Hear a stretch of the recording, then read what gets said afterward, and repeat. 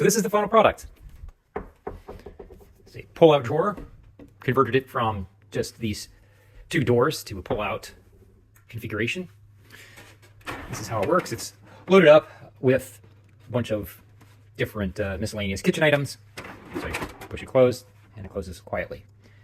Now, it uses these side rails that are pretty standard, but it comes with a little mechanism on the back that provides the quiet close operation.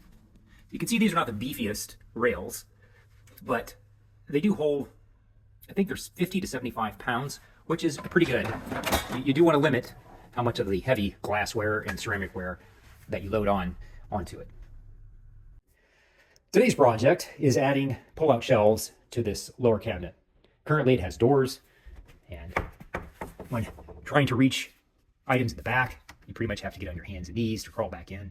And so it's just not a workable situation. It's a brand new home, and the builder didn't think to use pull-out shelves down on the lower cabinets. So it's a bummer. It's builder grade, which to me is downgrade. And in this house, it shouldn't have been. Should have been standard. So stepping back, if I want to add pull-out shelves, I can do a number of things. I could add a set of shelves on this left side and a set of shelves on the right side, but then I lose quite a bit of space in the center. So my approach, at least, is to remove this median style. Now to do that, I noticed that there are pocket screws going in to the top, but it's above this line. So I should be able to cut this style right across the top. And I bought a special tool for that. Then on the below, there are two pocket screws going down. So I can remove those. And from the other shelves, once I remove those, and I have this cut at the top, I'll be able to pull out the style and have access. That alone is going to enhance the overall usability of this cabinet. The other item I'm faced with is mounting of the slides for the drawers. Normally you would mount them down at the bottom to the side of the cabinet and going to the back. They usually make a bracket for that. Well, this hinge is in the way, and so I need to figure out how to get around that. I think what I'm going to use is a 2x2 that'll push out the slide just to be past flush with this hinge. Now if I ever need to replace the hinge, I'll have to remove the slide and the doors to get to it. So that's the drawback there. Up above, I may extend or use a larger shelf, come all the way up, and then mount a 2x2 to the shelf, and then mount my slide to that. So then I'll be able to have pull-out drawers. And finally, I'll need to build the pull-out drawers, which I'll cover later on. The first thing I'm going to do is cut this median style at the top, and then take out the screws at the bottom to remove it. I bought a specialized knife from Amazon. I put a link in the description, and it is a Japanese saw. It has two sides, a cross cut and a rip cut. Rip is with the grain of the wood and cross is against the grain.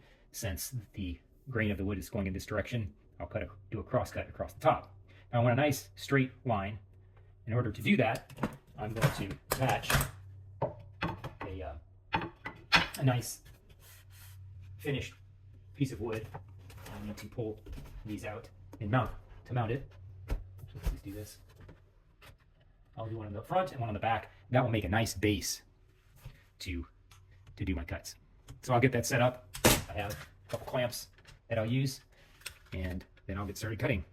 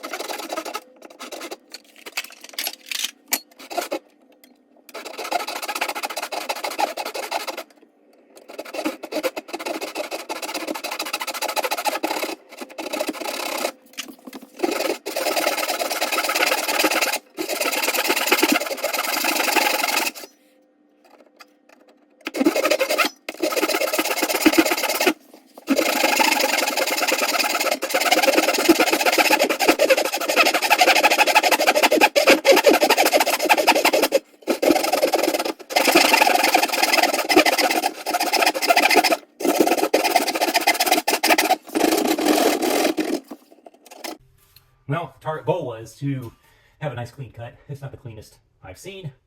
I might have been able to do just as well with my saber saw. So I might sand that down a little bit. And next, the setup to remove the pocket screws.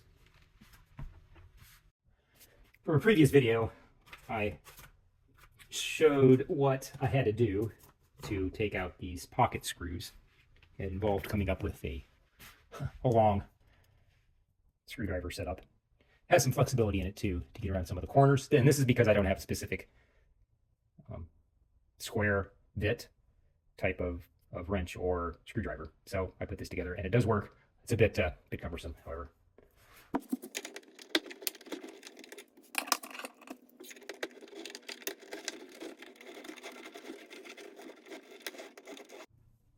Okay, now I just pull this out. That's my cut on the top. It's not perfect, not as perfect as I would like. The bottom is what it is. I'll be filling some holes, sanding and painting that. Okay, so now that allows much more access to the kitchen, pots, pans, and so on. Next, we'll be putting in the slides. And of course, one of the problems with removing the median stile in the center, that center bar, is that generally the doors are not set up to have that missing or have that removed. So there's a gap. But there's a fairly easy fix.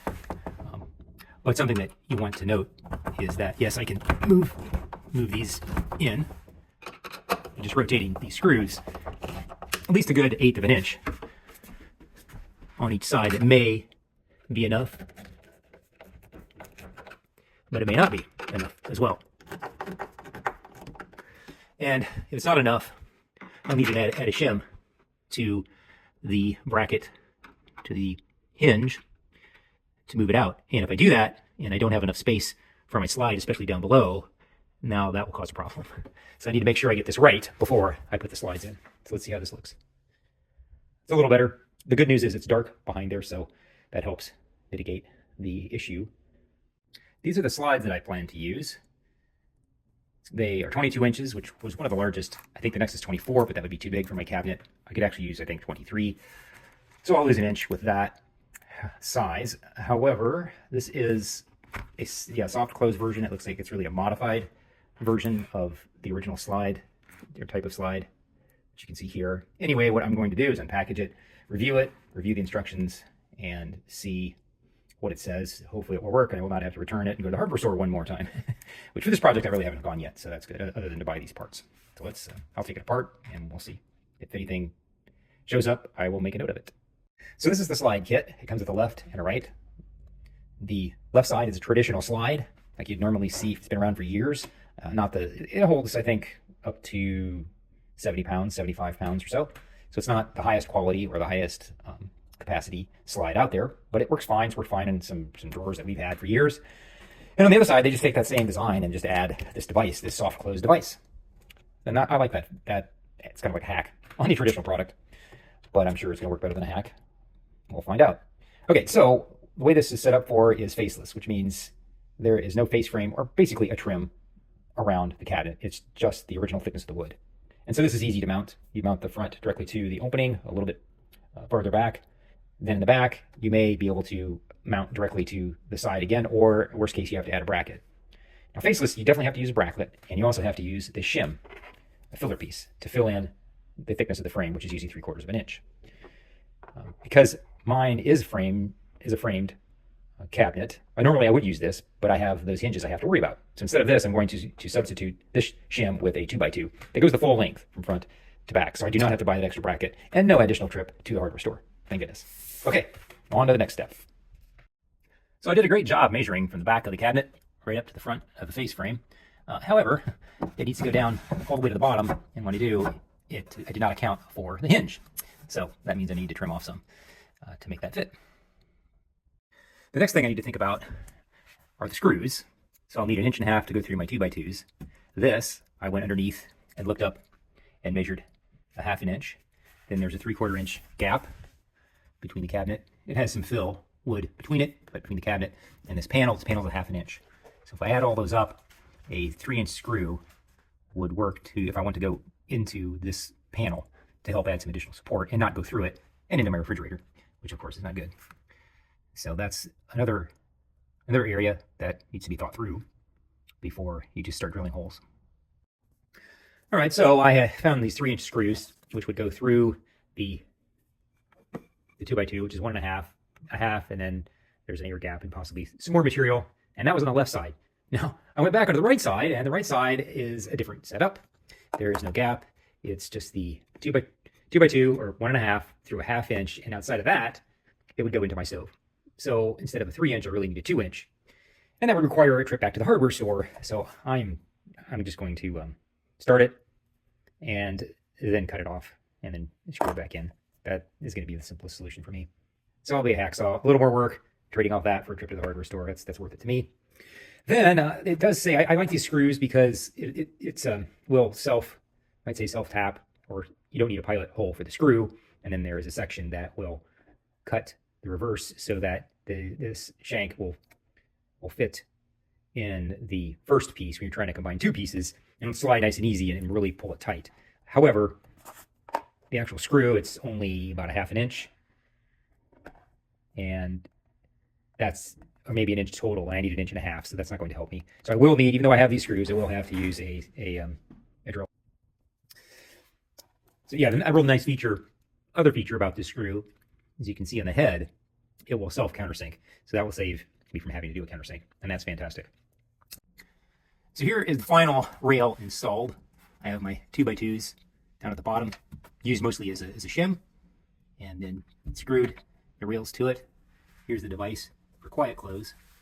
This is the other side, basically the same thing. You can see I had to cut it short to get behind this hinge, and it overlaps. So if I do need to remove this hinge, I'll have to remove these rails.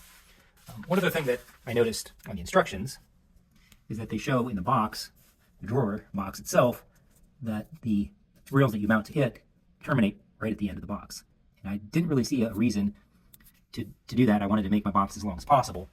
And the only thing that would hold you back is when installing these at an angle, if you went too far, too deep, they would hit the bottom of the cabinet. And so mine, I did go past about 1 inch, and it works fine. So you can go beyond the instructions and make your box a little bit bigger. But again, if you go too big, you try to install these, you'll hit the bottom of the cabinet and you won't be able to put them in. All right, so next I'll install the drawer, load it up, and show you how it works. So this is the final product. It's a pull-out drawer. Converted it from just these two doors to a pull-out configuration. This is how it works. It's loaded up with a bunch of different miscellaneous kitchen items. So I push it closed, and it closes quietly.